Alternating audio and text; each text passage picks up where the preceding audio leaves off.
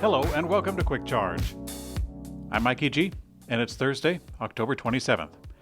Tesla has issued an actual recall of just over 24,000 Model 3 vehicles over a seatbelt problem. I say actual recall because there is some context. Earlier this year, the NHTSA issued a series of so-called recalls on Tesla vehicles that were highly reported in major media. What was less reported is that almost all of those recalls were actually a simple software fix in which no customer ever had to take their cars anywhere, and it was all done over the air.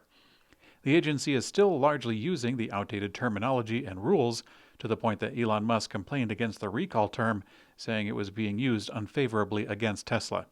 Nevertheless, the term applies in today's case. According to the NHTSA documents, the recall affects 24,064 Model 3 vehicles built since 2017.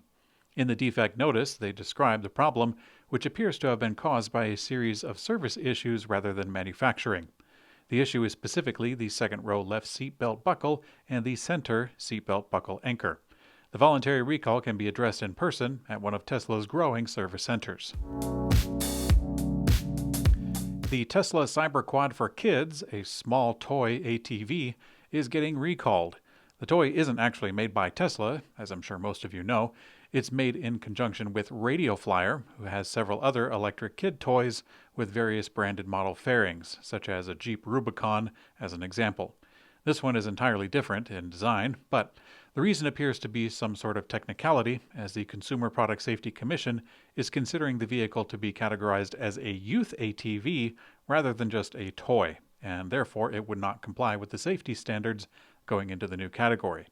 The commission cited an accident that led to reconsideration. They wrote, quote, Radio Flyer has received one report of an incident where the single-rider Cyberquad tipped over when driven by an 8-year-old child and a 36-year-old adult female, resulting in a bruised left shoulder to the adult female. You can stay tuned for my opinion on the Cyberquad for kids. EV charging equipment specialist Wallbox has opened its new state-of-the-art manufacturing facility in Arlington, Texas, and Electrek was fortunate enough to be brought out on a tour. This new 130,000 square foot factory is Wallbox's first manufacturing footprint in North America. It'll be used to make chargers for the U.S. market. Wallbox also demonstrated one of the chargers that will be built in Texas, the new Hypernova model, which is a 400 kilowatt-hour DC fast charge, which can add up to 100 miles of range in just 5 minutes. To grow with the exploding EV market, Wallbox stated that it plans to double its local workforce over the next 12 months.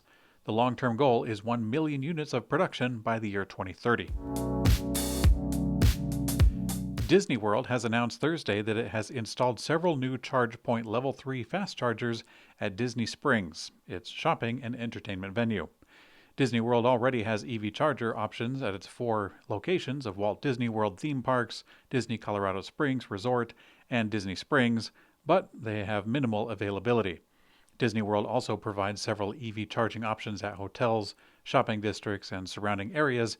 However, most of these chargers that have been listed are just level 2 speeds, which is fine if you're a dad and you plan on standing around in the sun all day holding a $50 colorful journal with Olaf on it. But now that Disney has at least some level 3 chargers, they are allowing dads to have an escape option when the car becomes fully charged. 4 fast chargers are being installed and operating, with plans to deploy another 4 in the near future.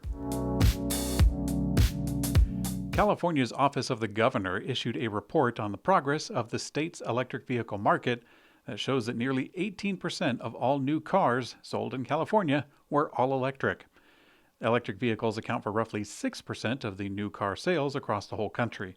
Actually, in reality, that number for the whole country would be much lower if California were not being counted in the total. As a matter of fact, this year, in 2022, we have tallied 576,000 EVs in the overall U.S. market, with 250,000 of them being in California. One of the big reasons for California's adoption comes from the wealth of rebates and incentives that California pours onto EV purchases. I'll take a moment to pat myself on the back for buying an EV in a state where there are no incentives.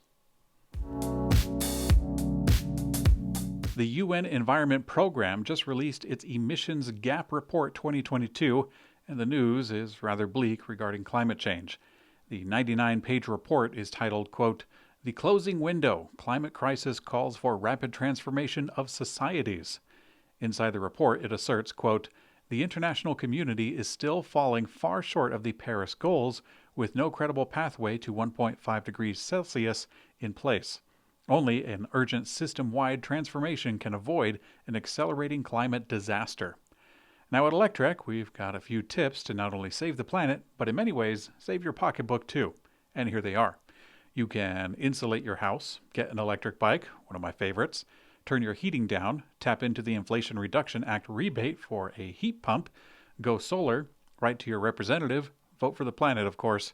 You can start composting, never stop learning, and always drive EVs, hopefully sooner rather than later. Okay, it is opinion time, and I have a somewhat scattered thing to say about the Cyberquad for kids being recalled. I really do find it rather silly that the entire product is going to be recalled because a 36-year-old bruised their shoulder while riding with a child. I think that's a little bit of an overreaction. I doubt that the toy was made for adult riders, and I sincerely doubt that Tesla had a radio flyer made for 2 humans of any size. It's unfortunate that Tesla's video shows Tesla's designer, Franz van Holzhausen, riding one with the kids. I've not read over the owner's manual, but I'm going to guess that there is an age limit, or at least a weight limit to these toys. I don't know. I think I'm just sad to see it go. It looked like it would have been a lot of fun for a lot of kids. But rich kids. I mean, let's be realistic.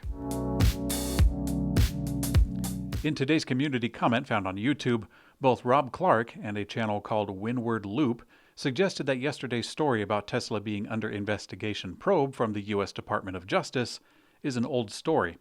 Well, fellas, I'm sorry if that is the case. If you're curious about my role at Electrek, it is to put to voice and video the reports that are made by the writing team, and I haven't found an example yet in which they did not report succinctly and fairly about the topics that they've covered. But in the case of the Department of Justice probe news from yesterday, I looked into it after your comments, and I didn't find anything dating back regarding the Department of Justice, except that Elon Musk himself was catching some heat over some Twitter comments, but that was a long time ago and it's a well-known story. My wonder is that if some folks in the community are remembering the investigation that was launched in February by a different entity, the National Highway Traffic Safety Administration. This would align with the 2 commenters from yesterday who were ballparking about a year or a few months. You can let me know in the comment section if there's something that was missed. I'll get back to you in Saturday's installment of Quick Charge, which, by the way, thanks for watching Quick Charge by Electrek. I'm Mikey G, and I hope you have a great day.